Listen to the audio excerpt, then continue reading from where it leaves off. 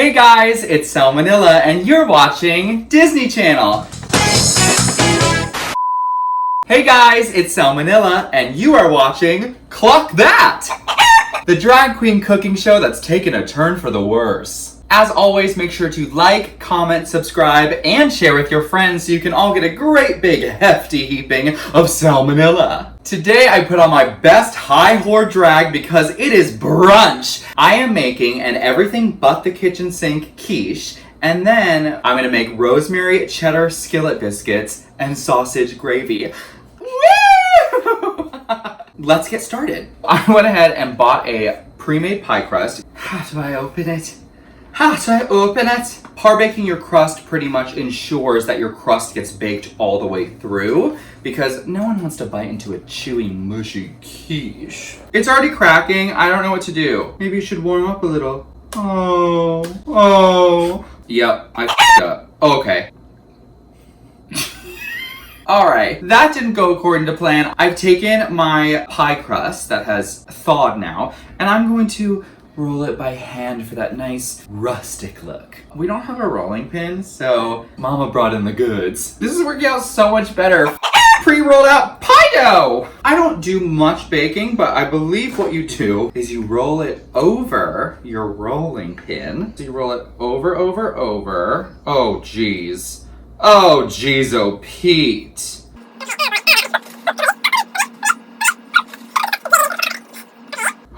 Okay. I don't know how to speak. It's just happening. It's simply happening. Oh, God. I'm going around, pushing in all the corners to the edge with my little knuckle. Then I'm going to take some tin foil, push that in. All of Food Network is shaming me. Put any dry beans or pie weights, I believe they're called, at the bottom in order for the bottom of your pie crust not to rise. Funny story about beans, actually. When I first started doing drag, someone told me that if I filled my bra with beans, dried beans, they'd have like that natural jiggle. And they did until the sweat started to make them sprout. This rustic pie crust is going in a 400-degree oven for 15 minutes, and then we're gonna take it out, take the beans out. You're gonna poke the inside of the pie crust with a fork and then back in for 8 minutes, and we should have a fully baked pie crust ready for our filling. Now on to our quiche filling. So what I mean by everything but the kitchen sink is I'm putting in everything that I have in my fridge that would work in a quiche. Just grab whatever you have in the fridge and get cooking. Time for the eggies! I just hatched these fresh this morning. My pie pan is 9 inches, so I'm gonna use 9 eggs. Dig your talons right in. Oh, it's not going well. Oh, ow, it's hurting. Oh, and plop. I'm gonna wash these nasty, nasty hands because I don't wanna get salmonella. Bagog. We have our eggs, fresh cracked black pepper. Hold off on the salt because we have a bit of salty meat going in. I have some bacon that I cooked beforehand, sliced rosemary ham, cube this meat, bacon. Look how crispy. Give this just a nice rough chop. And now to prep some of our veggies. I have this gorgeous red onion from the farmer's market. I have some green onion from the market. I have some tomato, my favorite little broccolini, and some spinach. Come with me over to the stove because I'm gonna cook some of these off and then we're gonna add it to our little quiche crust. Quiche crust, nothing but quiche crust. I have 2 tablespoons of olive oil over a medium-high heat. I'm adding in my red onion and my broccolini. Woo! We love a sizzle, we love to hear it. Saute your veggies until they're cooked through. The onions will be translucent and the broccolini will be tender. And my little tomato, about a cup of tomatoes. This is a fire hazard. What am I doing? These are so dangerous. Rosemary ham. We have some baby spinach. You can add in as much as you want to grow big and strong. While the spinach cooks down, I'm gonna whisk my eggs. Whisk away. I definitely wanna see everyone else's filling if you make this at home. Make sure to cover the rim of your crust so that it doesn't get burnt. I have my 9 scrambled eggs. This is all just going straight into the egg. Bacon, chopped green onion. Mix all of this in, get it nice and incorporated in the egg. Oh yeah. Oh my gosh, perfect, right to the top. In true Selma Nilla fashion, I forgot the f***ing cheese. Cup and a half of shredded cheddar and pepper jack cheese. I mixed it into the batter and I saved a little bit, and that's going right on the top. Who the f*** would eat quiche if it didn't have cheese in it? Turn your oven down to 350. This is going in for 45 to 50 minutes until it is cooked through, because you don't want to get salmonella. We're gonna start our cheddar rosemary biscuits. So in a bowl, I have nothing. In this bowl, there's nothing in this bowl. Put 2.5 cups of all-purpose flour, 1 teaspoon of salt, and 2 tablespoons of baking powder. In the freezer, I have half a cup, which is a whole stick of butter. Ideally, you're supposed to make these little marble-sized bits of butter, but grating the butter does exactly that, and you want it to be ice cold, so keep it in the freezer. Take your fork, and you're cutting the butter into the flour mixture. Create a well in the center. In goes a cup of heavy cream. Basically what comes out of me when I sweat. Mix and incorporate all of the flour, all the butter, the baking powder, and the salt. That's how fast it comes together. It's gonna just start to look like little balls of dough. I have a cup of sharp, extra sharp cheddar cheese. Rosemary. Pull in the opposite direction, going against the grain. The rosemary is just so fragrant. Give this a quick chop. Beautiful. Mix just to incorporate the cheese and the rosemary. This is where it gets messy. Grab a nice handful of flour. Pull up your sleeves if you need. Pull up your sleeves if you need. Feather sleeves? Really? I chose feather sleeves for this recipe. Really just pack it in until it comes together, and you want to work fast so that the butter doesn't melt. Fold half over, and you fold the other half over. Do the other side.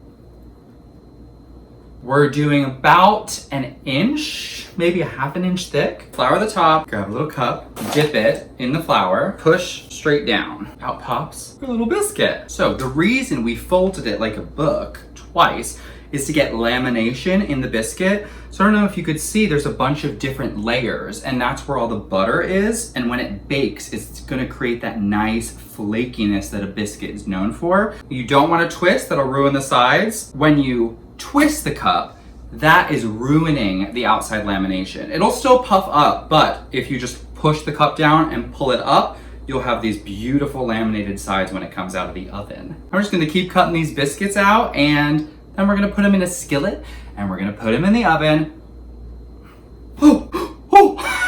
I will show you how to do that in just a minute. Stay tuned. Our cast iron skillet was preheating in a 425-degree oven. I'm gonna add about a tablespoon of butter. Let that melt, and then the biscuits are going right in. You wanna make sure that the sides are touching, and they'll all rise together. Take the remainder of your buttermilk and just paint the tops. These are going in a 425-degree oven for 12 to 15 minutes. The quiche, it just came out of the oven. It looks amazing. We're about to fully feast on brunch. We're back at the stove. We're gonna make our sausage gravy.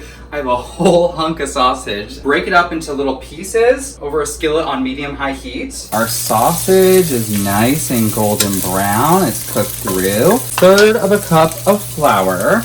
And I'm gonna sprinkle in half of this flour. I reduce the heat to medium-low, and just keep adding in a little bit of flour at a time until the 1/3 of a cup of flour is incorporated. Add in 4 cups of whole milk. This is just gonna start to thicken up and become our little sausage gravy. Splish splash, I was taking a bath. Oh, in the sausage milk.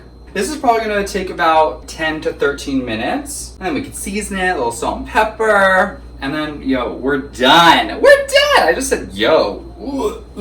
Our biscuits just came out. They smell incredible. Our gravy is all done. You're gonna think that the milk is never going to thicken up, but it will. Just keep stirring and stirring and stirring. I promise it'll come together. It takes about 10 to 15 minutes. So just start it the second you put your biscuits in, and they're both done at the same time.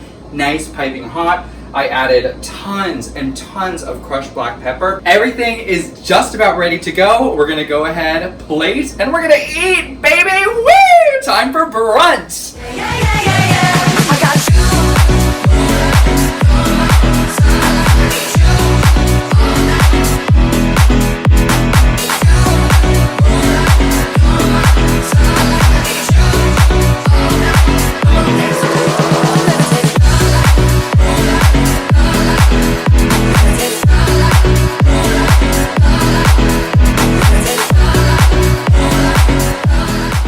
Oh my word, brunch is served. This is the fanciest brunch. I love that I just fully made 2 separate entrees into just the one. Like, you would never, ever at a restaurant be like, yeah, I'll have the quiche with a side of biscuits and gravy. Like, that just doesn't happen. They're like, that's $14.95 each.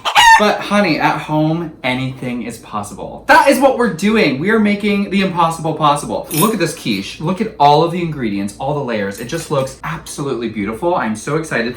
And then, I mean, look, there's rosemary poking out of this biscuit. And you can see the cheese. I paired it with a nice arugula salad. Just, you need a little fresh on this plate because it's a lot of heavy, heavy, heavy. Heavy, heavy. You got so heavy, baby, yeah. Okay, I'm gonna start with the quiche. We have the ham, we have bacon, we have broccolini, red onions, cheese.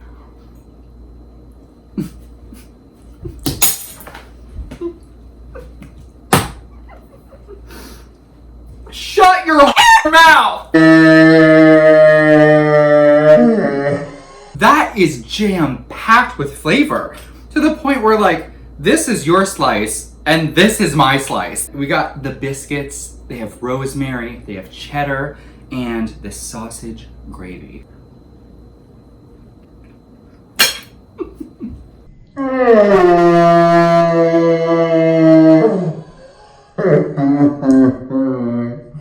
It is so rich and fatty and creamy and peppery. Oh, do not skimp on the pepper. And this biscuit, look at all of the layers. And that's what we get by laminating. That's a big biscuit. 2 of these in gravy would be $20 here in New York, but you can make it at home for $5. Definitely try both of these recipes at home. Thank you again so much for joining me. My name is Selma Nilla. Please make sure to like, comment, subscribe, share this video with your friends so that everyone gets a great heaping dose of Selma Nilla. Join me every Wednesday for a brand new Cluck That. If you make these recipes at home, make sure to tag me. I would love to see all of your amazing creations, and comment down below what I should cook next. I am always open to brand new ideas. I love you guys so much. Thank you for your love and support. Have an amazing week. Stay safe, and I'll see you next week. Bye.